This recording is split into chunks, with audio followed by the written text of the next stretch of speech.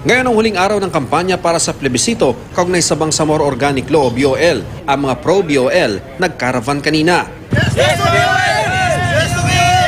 Kahapon, mismong si Pangulong Duterte ang nanawagan ng suporta para maratipikahan ang BOL. No, ang people of Cotabato City, no.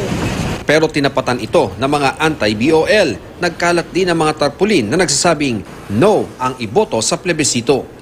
Sa Lunes na ang plebisito sa Cotabato City kasama ang ARMM at Isabela Basilan.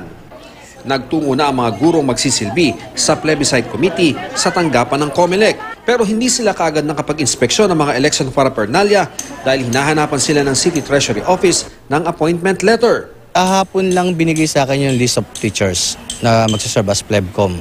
Kaya siguro nagkakaroon ng problema sa City Treasurer's Office. Ang ibang guro gaya ni Teacher Tarhata, may triple entry ang pangalan. Siya ay nakalisang miyembro ng plebcom sa 3 magkakaibang polling centers. Worried kasi syempre identity mo yan eh. So parang pangit din siya sa government na hindi maalis ang ganyang sistema. So as much as possible, mabura na yan.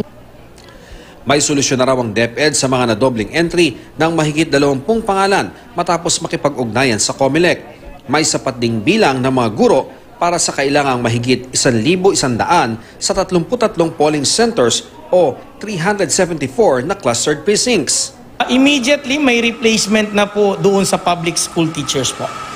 Wala naman ang nakikitang banta sa seguridad ang AFP sa Marawi pero binabantayan nila ang posibleng gulo sa 6 na munisipalidad sa Lanao del Norte. Sa February 6 ang plebisito roon.